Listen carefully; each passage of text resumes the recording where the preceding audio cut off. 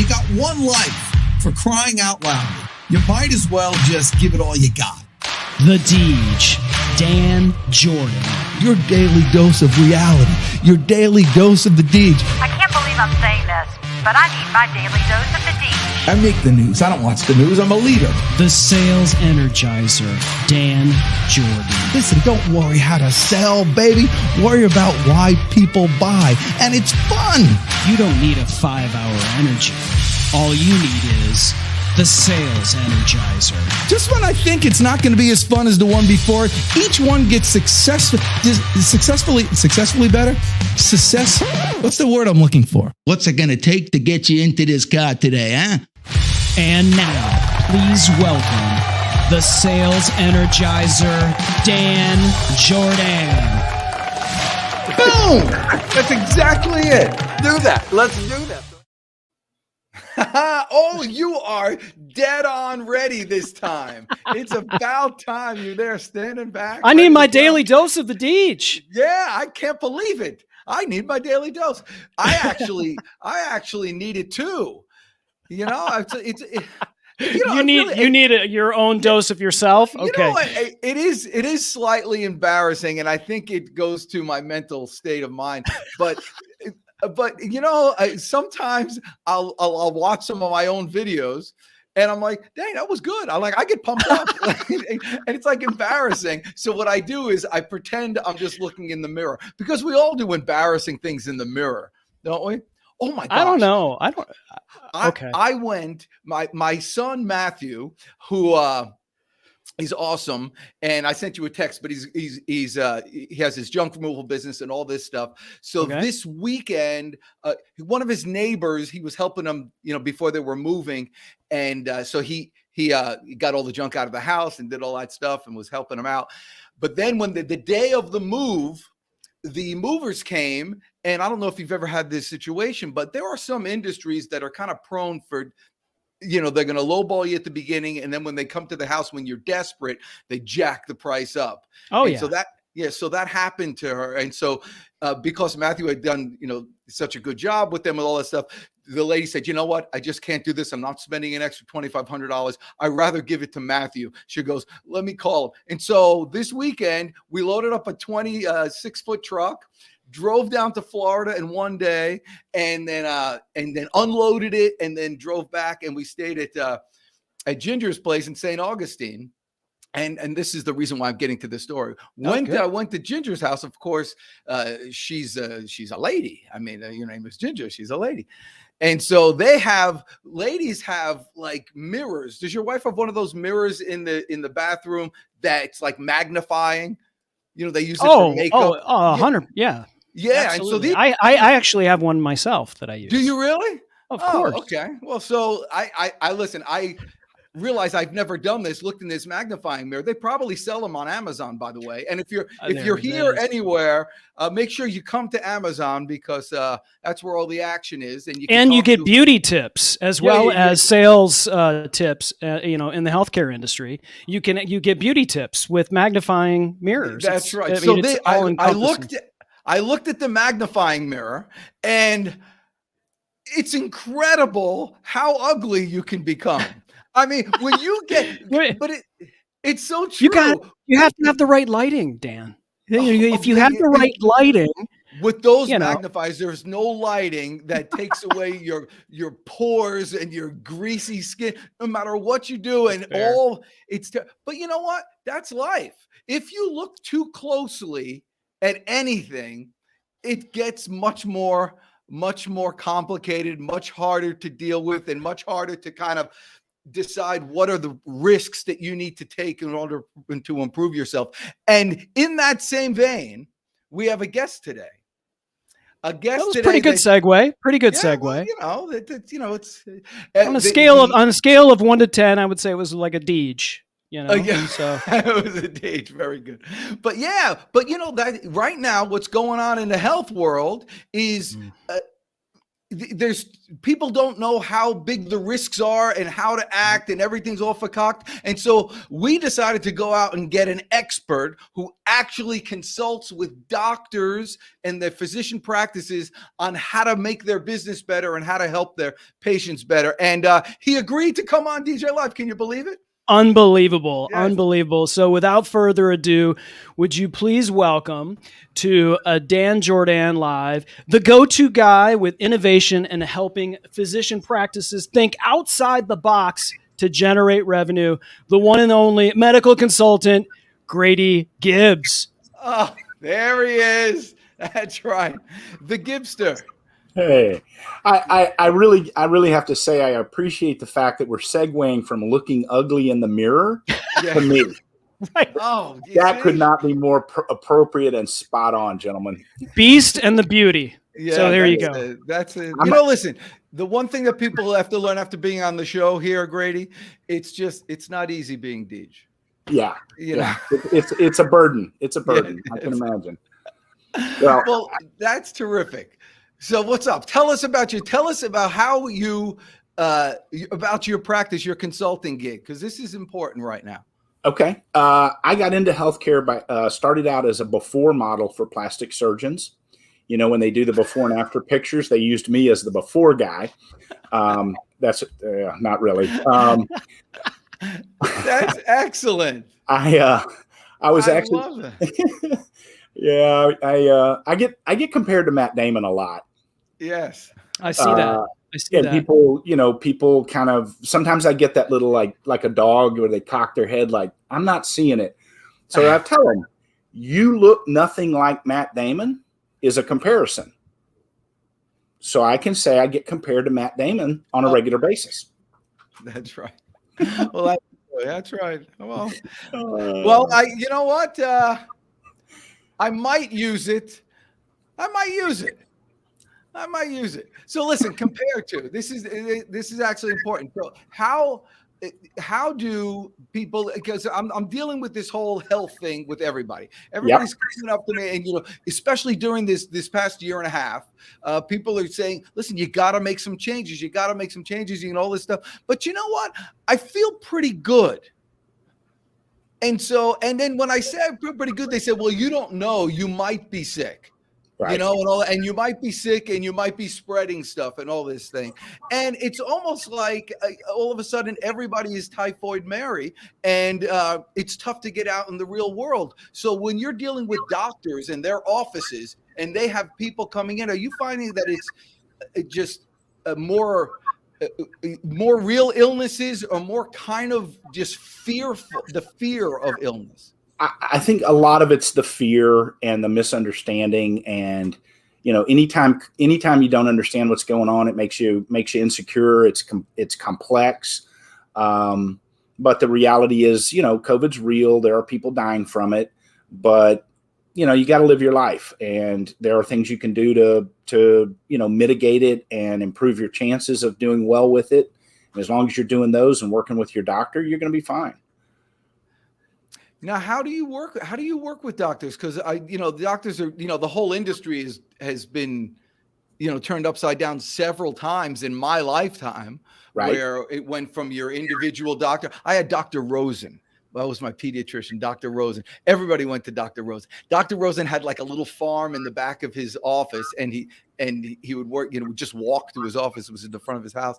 And every once in a while when you go, I used to love it because you go there and you have your little exam. And, when you're young, you're always in good health. And so you have a little competition with your siblings. Oh, yeah, well, he said I was excellent. Oh, yeah, well, he said I was fabulous. It was like a big thing. But when you went into like his little room at the end, the consultation room, every once in a while, he would, in his pocket, he'd always have something. And one time in his pocket, he had a little chick. It was like the chickens were just born.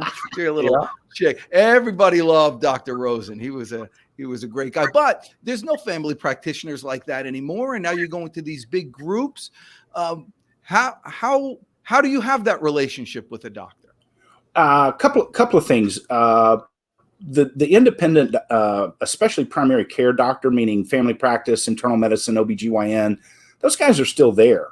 If you want to go to an independent doctor, and I encourage you to take that preference, they're out there and they're taking care of patients. And what this gets to the heart of what's wrong with healthcare, Dan. Most people think healthcare is expensive because doctors make a lot of money. There's a lot of expensive devices like the little bolts and screws that go into your spine for a surgery, or the knee implants and those kinds of things. And then, of course, drugs. But when you really look at the $4 trillion that people in this country spend on healthcare, about 8% of it's going to doctors. Another 6 or 7% is going for medical devices, and only 10% is going to the drug companies. So when you add all that together, we've got a fantastic healthcare system for not a lot of money. What gets layered onto that is what I call the intermediaries. These are the insurance companies, the pharmacy benefit managers, and in some cases, although not all, the hospital-owned systems that are in between the patient and the doctor. And those guys are where all the money's going. Really? So part of my, like you're a consultant. You're part of the layers. No, because I'm working You're for the doctor. I'm working with a doctor to disintermediate. That's a 25-cent word that I learned. I'm trying to disintermediate those guys and get people back to a relationship with their independent doctor who can choose where they need to go from there. And that once you get that relationship with a doctor, your health is better. There's all kinds of studies on this that your health is better. Healthcare is much less expensive. And you're not paying the money to a hospital or an insurance company. You're paying it for drugs, devices, and doctors, which is what you want to spend your money on. Wow. So how are you? By the way, my mind's been blown right now. I mean, this is terrific because you never hear this. You hear that you're dying. You don't hear that it's a resurgence. You're actually better for. Okay. So, how does one go about finding the private practices that, the big thing when you look for a private a practice, you always think, do you accept my insurance? Do you accept my insurance and all this? Right. And so is that, because that a lot of times that's the major consideration. So how do you assist doctors in helping their patients pay? In the background, a big part of what we do is all what we call credentialing and contracting, which is setting the doctors up so that they do take your insurance and can take different insurance plans and not just sort of the big five that then have too much power in the system. We encourage people to look for something called direct primary care, or DPC. If you're looking for a doctor in your local market, that's always a great place to get a good primary care doctor.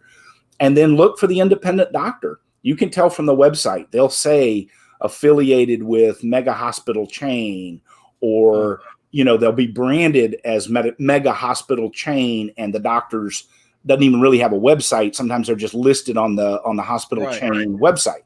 You find that independent doctor. You've got a trusted ally and a Sherpa, if I can use another 25-cent word, a Sherpa to guide you through this complex system of healthcare. Here's the deal, Dan. In the past, hospitals didn't have to tell you what things cost. Yeah. Right? You didn't know until after you got your surgery or procedure, delivered a baby, whatever it was you're doing, you'd get a bill in the mail that said, your insurance paid $50,000. We charge $60,000. You owe us $10,000. Ticked me that off. Was the first you knew, right? Yeah. What they're now doing is making these prices transparent, which as a consumer, I don't really need to get into digging into that. I need to trust my doctor to help me pick low-cost care. Let me give you a quick example, Dan. In Dallas, Texas, where I live, I can go get my knee replaced for $20,000. I can go right down the street to a different hospital and pay $60,000. My doctor knows which one charges 20 and which one charges 60.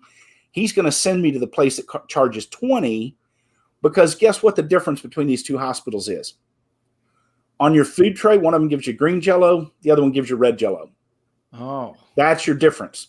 It's the same knee implant. A lot of times it's the same surgeon doing the procedure. The anesthesiologist could be the same group.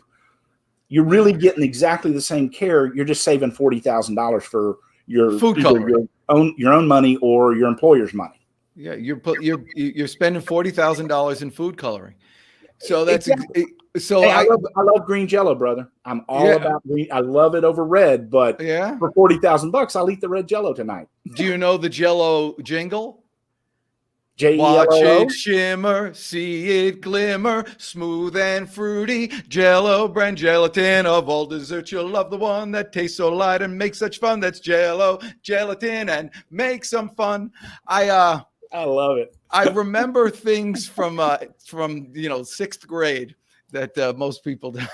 So, Wow. but, That jingle but actually Jiggle's came just a out. funny- That jingle actually came out when you were 30, brother. Yeah, jiggle is a funny word anytime. I don't care who you are. That's a good one. So, all right. So listen, I love it, and that's great. But how do so our insurance now, the kids are grown and different, so we have basically catastrophic insurance, and we pay out of hand for regular stuff up to $5,000 or something like that. And so when we go to the doctor, we say, how much? and they give us it's like that. And how much is a colostomy? It's $3,000. Why don't we do this? All this stuff. And so you mean a colonoscopy? What did I say? You said colostomy. Oh, yeah. That's the other one. Well, he just wants the bag. He doesn't want all the other. He just wants to know how much that is. Well, Chris, the bag jiggles. Yeah, right. It's like Jello. Do you know the jingle for the bag, Dan? I bet he does. Okay, so obviously, I want to get into what you do for doctors themselves and how you're getting the word out, because this is crazy that I didn't know this, because I know most things, and it's crazy that I didn't know that this industry is there like that, and it's crazy that these doctors aren't out promoting what you just said, which is you'll be healthier, you'll have a better experience, it'll be cheaper, and you'll have one-on-one care with a real relationship with all that stuff. And I've never heard that. I just think you just got to go, because my guy retired, and so now I'm with someone. But the Dr. Rosens are still out there. They may not give chickens to their patients, but they're still out there taking care of patients. Trust me. Chicks, not chickens. I mean, a chicken running around the office. Do you want me to tell? I got to tell you a story. This is like one of the more embarrassing things, so I might as well tell it here live in front of everybody. But let me tell you, are there any, before I go into the story, and it's good, remind me, are there any products that you see you deal with a lot of doctors? Are there any kind of tools or exercise equipment or something that all the doctors recommend that helps people stay out of their office? If you boil down all of the recommendations, probably the number one thing that people are missing is vitamin D. Vitamin D. Yeah. I take that. You could call it vitamin D, but it's vitamin D. I do. I take that. I actually take something that's called vitamin K3 with D3 something. It's for absorption, or D with K for absorption. I don't know. Yeah, but maybe that's why I'm this Adonis type figure. I agree. Absolutely. The misconception is people think vitamin D is a vitamin. It's actually a hormone. Oh. Technically, vitamin D is a hormone. It's not a vitamin. But what it does is drives everything good in your immune system. It's got a lot of other benefits, but it is the key component. It's the key reason people have a weak immune system in the absence of a disease. Obviously, like if you've got lupus or something, you've got something else going on. But if you're just a regular Joe, like Chris and I, not an Adonis like you, just regular guys like Chris and I, your number one thing you should be doing is making sure your vitamin D levels are good. Wow, that's really impressive. That's great. And that's available, by the way, on Amazon. So I was at Dr. Rosen's one day, and I was older at this point. I was probably in eighth or ninth grade. I say older because it's so you're there with all these little kids, but if no one's around, it's okay. In walks Diane DeLorean, who's in my class. And she's like, has a job with Dr. Rosen, and she goes in and she just, takes down your things. And so I'm sitting there in my underwear, And Diane DeLorean walks in, and she was very cool. I mean, she didn't look very, hi, Dan, and she moved on or whatever. Anyway, she wasn't bad looking, and she was, she had developed early, and so I'm sitting there, and I'm looking, and it moved. And so here I am, and that was, by the way, the last time I went to Dr. Rosenstock. That's when I moved to a different doctor when that happened. Right. But to her credit, I want to say this too. She never said anything in school, or I was so impressed with her. I haven't talked to her since 8th grade because I was too ashamed. But to her credit, nothing clearly happened. didn't do much. Right? Yeah. So those are the two things I remember about Dr. Rosen, the chicks, and Diane DeLorean. And so we got that going. Okay, so how do you help doctors get the word out about the private, that the family doctor world is still alive, even in big cities, or is that just in rural areas? Everywhere. I go to an independent family practitioner right here in Dallas. Really? Is Dallas a big city? It's so funny, Chris Stone. People don't know, to take me seriously. Dallas itself's not that big, but Dallas and Fort Worth, and then all these towns around it, it's the size of Connecticut, and we've got like 8 million people. Yeah, that's exciting. Dallas itself's not that big. Okay, but I love Dallas. He was talking about Dallas, Georgia, not Dallas, Texas. Yeah, Dallas, Georgia is a pretty small town. I've been there. Yeah. So you go and visit family practitioners, and so what's their main gripe that you could repair and help and with your consulting? Their wounds are all self-inflicted, and that's the hardest part of my job is anytime you're, because to me, sales is helping. Right. Sales is service. Yes. And, most of my life, I haven't functioned as a salesperson. I've functioned as a consultant or a product manager supporting salespeople, but everybody sells. Mm-hmm. And part of it is getting that mindset right for the doctor, that being a salesman is not about manipulating someone into buying a product they don't want. Sales is about helping people get the objectives that they want in exchange for some money, and they value whatever it is you give them more than they do the money. In other words, a sale doesn't take place unless they think they're going to be better off after the sale. Think about it. If you're willing to pay $100 for something and the price is $200, you're not buying it. But if you're happy to pay $100 because that product is going to make you more than $100 better off, and the price is $80, you're going to buy it. Yes. Yeah. So you're talking about better off. Yeah. You're talking about you're offering quantifiable value. You're selling $100 bills for $20, which is kind of what we do. And so what we have to do is work with the doctor to understand you don't have to accept the system. You don't have to accept things the way they are. You can educate patients and offer to help patients. And we do that in one of the very specific ways we do that is we've got a platform that the doctor can create video and PowerPoint messages and Word document messages and send those messages to a patient. The patient logs in. We have to do it that way for HIPAA compliance. You can't just attach it to a YouTube, right? Right. I'm going to have a conversation with Chris about Valtrex prescription. I'm kidding. But I don't even know what that is, but I have a feeling it was really funny, Grady. It's regarding pregnancy. Okay. It's a drug you take. It's a viral suppressor for herpes. But the point is, nice.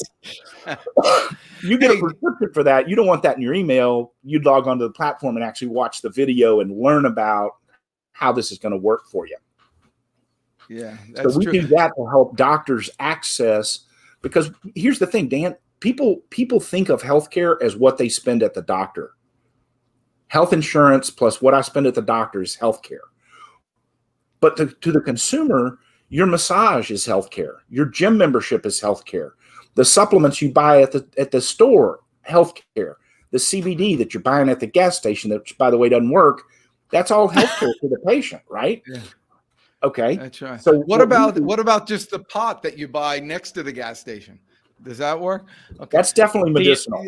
The Instant Pot, or, Yeah, or yeah, the oh, Instant Pot, yeah. oh, Yeah, the oh, Instant Pot, it's you the can family say- show, Dan. Actually, you're absolutely correct, because during this whole thing, I've become very cognizant. I was joking before about not kind of taking care of myself, but I made an actual, a conscious decision. Start eating better, start exercising, take vitamin D, do all those kind of prophylactic things to avoid getting illnesses. I've purchased some items. We bought a stethoscope. I get, it's just a fun, how much fun it is to have a stethoscope? Because sometimes I'm 56, right? Every once in a while, you get like heartburn. And I'm thinking, oh my gosh, this is it. I got a heart attack. What's going on? But really, it's just, you're thinking all things, all things are right. And so I said, hey, let me get a stethoscope, which are available, by the way, on Amazon, if you guys are watching this thing. But you know what? It's like the piano. If I press middle C, if a third grader, a 3-year-old press middle C on the piano, it sounds the same as if Horowitz was playing it. I don't know if anybody knows Horowitz anymore, but Vladimir Horowitz is an unbelievable piano. So I taught him, by the way. He was one of my You students. did? Yeah. Oh wow. I mean, okay.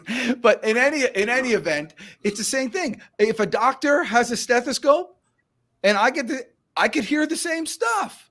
Right. And so people can really take control of their own life and their own thing. And boy, the security of knowing that you got Dr. Rosen to call when you need him is really, really very helpful. So you're saying they have to get out of the way. So it's a platform that you have that allows them to do. How about teledoctoring? That's really big, or video things like that. Yeah. Talk to me about that. The telemedicine's been around for like 50 years. The technology's not new. And what happened in the past, there were regulations about you had to have an established relationship with the doctor and yada, yada, yada, in order to be reimbursed by insurance. They changed all that during this public health emergency thing called COVID. And that's the genie's out of the bottle. So telemedicine's here to stay. Yeah, it's great. It's fantastic for the patient. The one thing that I think is an issue, there are companies out there that basically just have a call center full of doctors or nurse practitioners, or even in some cases RNs, and you call in and talk to whoever's next in line. Just like if you call in about, Right. your cable bill, you're just talking to the next guy in the call center at the cable company. And that's not as good for your health because you don't have that continuity and relationship. So what's happening for a lot of doctors, the private doctors now, is they offer telemedicine where you call directly to the doctor that you already have. So imagine you've already got a relationship with your doctor. She's already got all of your medical information in her records. She knows exactly what is going on. You call her, and now, she knows it's the DEEG. She knows what's going on. She can write that prescription, tell you what you need to do, get you over where you are. Where if you're just calling the next guy on the queue at the call center, I don't know, Deej, you're too valuable to leave your health to something like that. I agree. So do you assist private practitioners in developing their call center, feature to their or not call center, their telemedicine feature to their practice? Sure, that's a small part of what we do. Most of our clients have either got it through their electronic records system, but yeah, if they don't have it, it's a great way to build. Because again, you know what a sinus infection looks like. You can call your doctor, confirm, yeah, it's a sinus infection. The prescription will be waiting for you at CVS when you get there. That kind of really saves you a lot of time and effort, and that works for everybody. And that's what healthcare is about. When you find the direct primary care doctors, what's cool about them, their fee is a flat monthly fee, and it's kind of like all inclusive. So you could call them once a week with something, and they'll talk to you. They'll walk you through things, either a Zoom call or over the phone. They'll text you. Like in most cases in DPC, you got the doctor's cell phone number. Hey, doc, it's 3:00 in the morning. I just woke up and this is happening. What do I do? There you go. You got like a doctor on your team. Does a real human? Do most people know what DPC is? Because I have no flipping idea. Sorry, direct primary care. It's Okay. just an acronym that means these independent doctors that take care of their patients on like an unlimited basis. Sorry. Healthcare is full of acronyms, man, and I sometimes forget. And listen, I am Acroman, so don't mess with me. I could do complete sentences. ICDCS, boom, Okay. in your face. Okay. Lance Vanberg is here, and Jim Fuse is asking if we're having a healthy Wednesday, which we are. Jim Fuse is an awesome guy, also another Amazon influencer, and Also an a all-around big, good guy. and a big believer in vitamin D. Yeah. The vitamin D that I have, I don't know if it's, medical advice. I guess is not something we're supposed to share Yeah, go ahead. on Amazon. But the vitamin D I have is in these little drops, and you put like one drop on your tongue, and I think it's like 4,000, whatever Right. whatever that is. In terms of like absorption, I guess I feel like I'm getting, the maximum amount, but probably a pill, it would do the same thing. Right. Who knows? The gel caps, the drops, just don't inject the stuff. Yeah. Yeah, Well, I don't right. know what it is and if this makes sense. And remind me, Christone, I want to get back to mental health, which is an issue going on. Mhm. But Yeah. I was taking my wife gave me that stuff. She said at the beginning of this whole thing, start taking vitamin D. So she gave me these tablets or whatever, and I took them for a little while. And I don't know if this is anybody, maybe just me, but like the side effects are, when you were 18 and you would wake up in the morning, saluting the flag. I've had that reoccurrence, and I don't know if that's a. I'm a civilian, so I just put my hand over my heart. Okay. Okay. But anyway, so that's an added benefit for all you people who are thinking about that. So today, I was actually, let me tell you another funny story. So I used to go to this Starbucks when they used to actually let people sit in the stores. And so I used to hang out there and do stuff. And there was a guy there who obviously had mental health. He was a young man, 26-year-old. He stunk. He never showered. I think he was living outside. He was really in bad shape. And so one day I just took him out and to get something to eat, and we sat and we talked for a little while at a Burger King, and just obvious mental health issues, and with all the thing that's going on, I imagine there's more mental health issues going on. By the way, I bought the guy, I said, let me get you cleaned up, and I gave him a hotel. And so I paid for so he could take a shower and stuff, which was great. I felt all good about myself. About a month later, my wife's doing the bills. I get this frantic call. What the hell are you doing at a Days Inn on a Thursday afternoon? You try. Yeah. And so I had to do something. Yeah, I have to explain it out. Anyhow, it's really clever the way you've built this story around covering that expense off your credit card receipt. I think you're smart. Well, it's all a bit. We're small businessmen all around. So, mental health issues. Are doctors dealing more with that? And are they, especially the small practitioners that you're dealing with? I say small, the private practitioners that you're Independent, dealing with, independents. Are they prepared for that or seeing more of that? And what do you do? It's a big issue.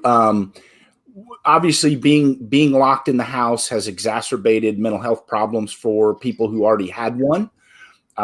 What's come to the forefront is a lot of people who had a mental health condition and didn't know it are now having enough problems from something like depression or an anxiety disorder that they're seeing it affect their life in a way that they didn't realize before. And that's a problem. Especially depression ties into what we call comorbidities into a lot of other health conditions. Diabetics, for example, tend to get a lot of depression problems. And it's kind of like this endless loop. Your depression makes your diabetes worse. Your diabetes affects your depression. And they just kind of constantly feed each other, which makes both conditions worse. So it's definitely an issue. But the good thing is telemedicine now, they've gone to all the online counseling. So when you get a counselor or a psychiatrist, they've almost all gone to 100% remote. Yeah. Yeah, and so that's helpful. But hey, there's so much, and there's so much suicide. I was talking to somebody when I was traveling. I was talking to an Uber driver, and she was telling me that like 4 of her friends or acquaintances, her circle of people, have committed suicide. Yeah, and in America, yeah. You know, I don't. There's actually a summit going on right now of doctors and nurses and other people in the healthcare industry talking about burnout among physicians. And Dr. Fisher, who's a cardiologist who's leading this movement, part of it's based around suicide by doctors and nurses. They're going into what we call moral injury and the burnout of the stress that they're under, and choosing to end it. And it's a tragic situation. There's a lot of costs to this that people don't realize. All right. So here's a question then. Everything leads to something else. Are there any statistics like this that show those doctors and nurses that are getting burned out and stressed? Are they more in the hospital, larger institutional practices, or more in the private practices? No, it's the institutional thing, because what they're getting is something called moral injury. They know what's right for the patient, but the system won't let them do it. Either the benefit managers are restricting prescriptions, the hospital has a policy. Hey, I'll give you something you don't know. If you go to a primary care doctor who's owned by a hospital and you need a referral to a specialist, that doctor's being told where to refer you by somebody in a suit, someone who has no medical training. And I can say this as a guy whose medical training is limited to a life-saving merit badge I won as a Boy Scout, right? Like that's the extent of my medical training. Did you save someone's life? Not yet, but I'm planning. You just got the badge. He's trained for it. Yep. I'm trained for it. I got that Heimlich maneuver down. I ever see anybody choking on something, I'm cranking them loose, man. Once a night, maybe you practice on a Recessa Annie or a dummy or something. Listen, sure, Recessa Annie, bringing out the old school. Yeah, but the point is, I'm not qualified to practice medicine. I'm not a doctor. I'm not qualified to tell you where you should go for your condition, but your doctor is. And what happens is the suits in the system who aren't medical people, they're administrative people, they're business people, are basically looking at it and saying, you send them here instead of this guy. I have a client who actually quit working for a system because she had a patient with severe migraines. And she knew the neurologist in town who was like the guy to go to if you have migraines. And she wanted to refer the patient to that guy. There is a neurologist in every city who is the migraine guy in that city, right? And she knew who hers was and was going to send the patient there. They forced her to refer that patient to a neurologist who specialized in traumatic brain injury. Now, a brilliant doctor, don't get me wrong, guy's super smart and a good doctor, but he's not the migraine expert that the other guy was. And she couldn't send her own patient to the right doctor. And she decided to quit and move on. And she's now in private practice. Oh, that's a great story. I mean, that's breaking the oath. But that's health as a business. Right. And so that's how it's working there. And you assisted her in setting up her practice? Yes. And that's what you do. So who's a good lead for you? Who should talk to you? Like what issues are they having? Just anybody who wants to move out on the old, young people, more established people, who should speak with you? Well, I was going to say Salma Hayek, but I don't think she's a doctor. Perfect answer.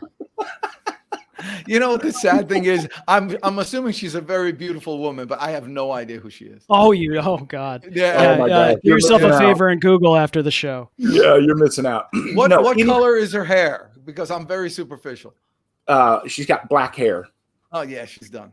She's means nothing. Mexican national of Lebanese descent. Oh really? Oh, forget about that. Beautiful I'm in woman. the house. Yeah, people in that area, Persians. My gosh, gorgeous. That. Oh, yeah. I'm sorry, I'm interrupting. No, that's okay. No, any doctor already in private practice or a doctor who works for one of those systems who's thinking that maybe getting out on their own would be better for them. We do a lot with primary care, but we can help almost any specialty. We have surgeons and cardiologists and endocrinologists and OBGYNs and Really? So you name it. can offer doctors a more satisfying career. Yes. And you said something about the healthcare as a business. And I think that's really our niche is, in medical school, they teach you how to treat healthcare as an art, right? There's a science and an art. It's about taking care of the patient. It's about the medicine. The problem is right now, doctors who say, I don't want to be in healthcare as a business, they're ceding up that power and that control to people who don't have medical training, who are purely business people. And those people have kind of warped this system into way more expensive than it should be. Mm-hmm. They don't address the root cause of illness, which a lot of times is things like probiotics, vitamin D, those sorts of things. They're not going after antioxidants. Antioxidants, yeah. Probiotics and antioxidants. Perfect example, Deej. In our society, we try to teach you that exercise means you got to get a 6-pack of abs, you got to get the 19-inch biceps, you got to be at the gym crushing it 7 days a week. There, Chris has got his. But the reality is, when you've got diabetes, what you need to do is get out and walk for 30 minutes. I mean, literally just stroll around the neighborhood to start with and work your way up to where you can walk at a decent clip. That's what exercise means for a diabetic. And the problem is the doctors are telling them, get more exercise. They're watching these infomercials selling, exercise equipment for the home. And they think they've got to look like the guy on TV, who, by the way, I look like, right, of course. And so they wind up never getting started. They're still on. But the point is, they're still sitting on the couch in a depressed mode because they think that what this exercise recommendation means is something they can't get. And that's really sad. That's because business people are running the healthcare system, because doctors are saying, no, I want to be the art and science of medicine, and I'm going to ignore business. What I try to do is blend the two, make the art and science of medicine primary, but we can't ignore the business side of it. We got to take care of that too. And let's do it for the benefit of the patient and the doctor, not the insurance company or the hospital system. Yeah, it seems like a win-win-win. Depressed mode. I thought about Depeche Mode. Chris Stone, what's a Depeche Mode song? Personal Jesus. Personal. Okay, there you go. See, I've heard of the band, but yeah, that's right. Everything's there.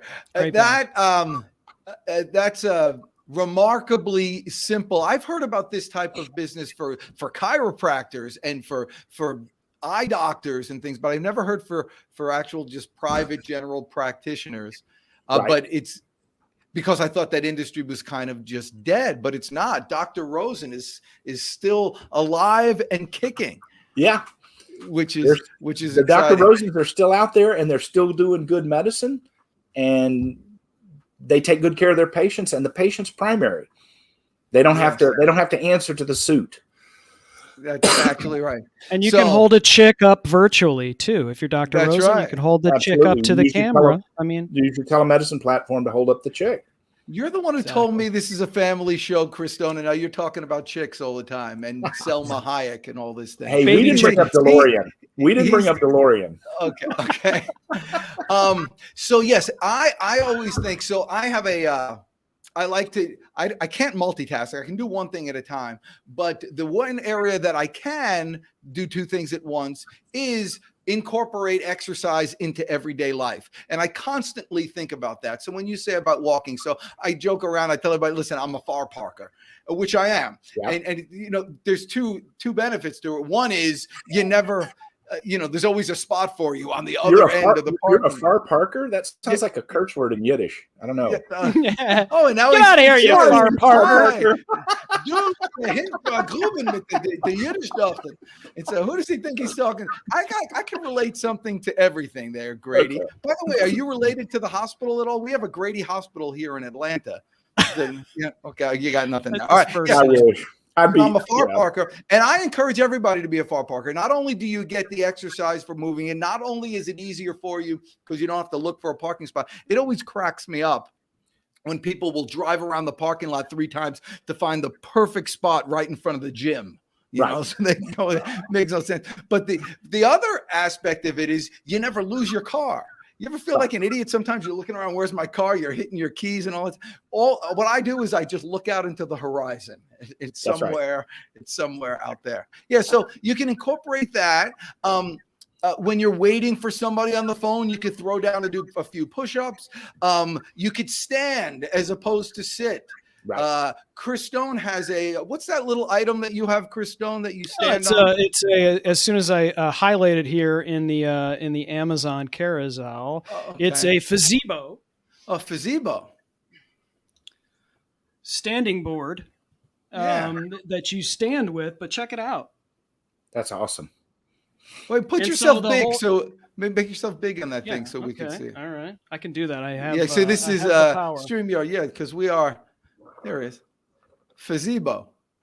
Those things are good. I mean, so you stand on it and you're constantly moving. You got to keep your knees moving, and you see what that does? That keeps the circulation going on your feet.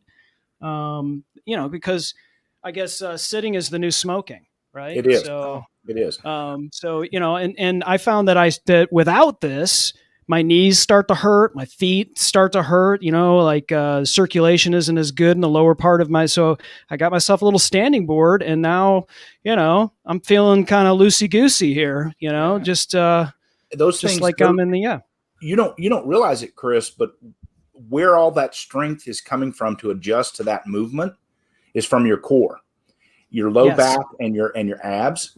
And that's one of the best ways to avoid low back problems that might lead to surgery when you get to be old, like me and Deej. Yeah. But the other is when you get older, that core strength is why that leads to a lot of the problems when you hear about older people falling and breaking a hip. It's because they lose that core strength, or they never had it. Yeah, so that is true. You have a fall-free future ahead of you, brother, and that's important. Fall-free future. I love that. I love the core. I'm a big fan of the core. Actually, I eat. When I eat an apple, I eat the whole thing, including the core. This is my philosophy. This is what I think. The jokes are not getting any better. They are not like. No, it's true. When I eat it, I think because there's seeds in there, and I'm thinking it's a tiny little seed. It's like this, right? But this seed grows an entire tree. And so I'm thinking there's got to be a lot of energy and power in that apple seed. And so I eat it. I internalize that power. Now, I know it means nothing, but psychologically, I always think I have a little bit more energy when I eat the apple seed. So I'm a core man. I'm a Far Parker and a core man. Grady Gibbs. Something says that's why he was asking about the colostomy bag. Yeah. Because you eat a lot of apple seeds, Dan. Those things got to come out. You don't digest those things. I'm sorry. Oh, really? Well, if you chew them, they. I think apple seeds have like ricin in them or something. Aren't they poisonous? If you eat enough of them, I think they're bad for you. I don't know.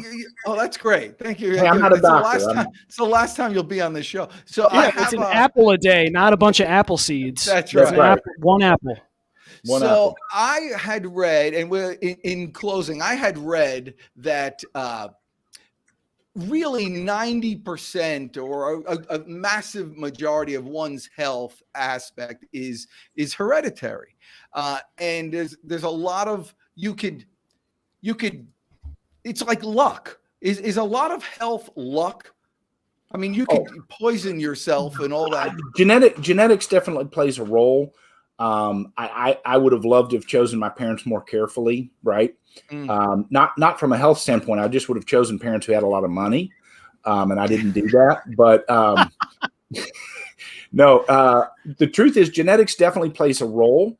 But more than genetics is your lifestyle, smoking, how much you drink, what kind of diet are you eating? Like a Mediterranean diet that's low in processed foods. Are you getting any exercise? And again, by exercise, you don't have to go to the gym and bench press 400 pounds. Are you getting out and walking? Are you far parking? Are you taking the stairs when it's a second floor? That's one thing I do is I don't take an elevator unless I'm going up about 5 or 6 stories. Past that, I'll take an elevator. But if I'm only going to the second floor, I take the stairs. And anything coming down, if I'm coming down, I'll just take the stairs down. 1, I don't have to stand in an elevator with people, and 2, I get a few steps in. It's really more lifestyle. If you'll take care of your lifestyle, you'll be healthier.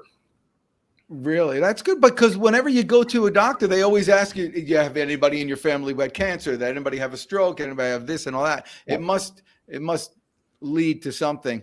But I all of us, I mean, we're pretty blessed to be here now, where we have options. People are living a lot more comfortably in their later stages of life. Even if they do get illnesses, people just, you don't automatically die from an illness anymore.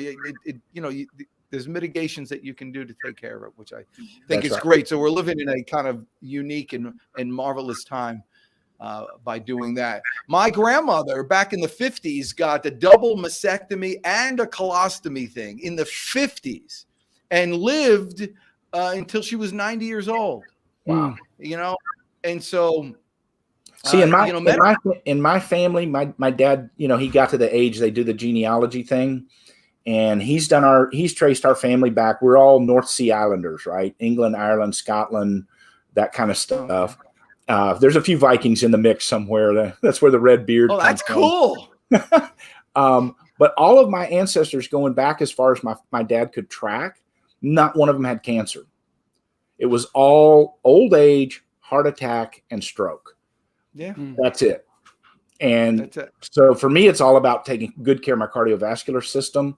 So and then we'll finish with this on keeping the right attitude and doing that. I tell this story. Kristona's probably sick of it, but I've not been sick since I was 9 years old. My back will go out sometimes, but I've not been sick since I was 9 years old because my dad told me. He said one day I was sick. He said, "Danny, you like being sick?" And I said, "No, what are you, crazy?" And he said, "So don't do that." I mean, that was his thing. And he goes, if you have a stuffy nose and a headache and a sore throat and you're coughing your lung up like Grady Gibbs is doing, if you do that, you can tell yourself that you have a cold. If you tell yourself you have a cold, it'll last for a week and a half. Right. If you tell yourself I have a stuffy nose, a sore throat, and I'm coughing, and that's all it is, then it goes away in a day. Right. And the reason why I'm not going to get this virus that's going around right now is because I'm not getting tested. Don't worry, it's impossible to get if you don't get tested. And the reason why, like those genealogy things, those genealogy things that are problematic. I was given one, but I'm afraid to take it, and I won't do it because I don't want to find out something in my past or in my family's, that this is what people in our family die from, and then bring it on myself. Right. That's how careful I am about putting that stuff into my head. So I'm just gonna, I make the news. I don't watch the news. That's my little thing that I'm trying to do there. Grady Gibbs, this has been awesome. Leave us with some final words of wisdom. Surely you're not expecting a guy like me to have any wisdom to share. Yes. No, this is great. Actually, let me do this. Tell me about your family. You're married, kids. What's going on? Single dad. Got divorced when my daughter was 9. Raised her on my own. She's now grown and on her own. And God bless you. That's terrific. I tell all my single dad friends, don't make a big deal about the first period. Don't make buying tampons a big deal. You're just telling your daughter that it's something to be ashamed of or something that's disgusting, And so when she, that first time I ran to the grocery store to get her some equipment, get her some supplies, there was no shame. There was no shyness. I grabbed my stuff and headed for the door. And, it was, I that's one thing that really bugs me. I sometimes see guys talking about how, I can't believe I have to go buy this stuff for my wife or something. And it's like, normalize it, man. Just deal with it. But That's it. I think that's a terrific word of wisdom right there, Grady Gibbs. I learned something there right at the end. You work with what you got, with your head held high and clear eyes, and you can get through just about anything. I really appreciate you coming on here today. Chris Stone, once again, just killing it. Thank you guys for having me. Enjoyed it. Here. All you people watching, I appreciate you. And just remember, you have, a couple things you can control in your life. You can control your attitude, and you can control your health by doing simple little things. The definition of success is simple little disciplines practiced every day. You do that, and your future is sound. You're the best on the Dig. Go get them today, guys. Okay.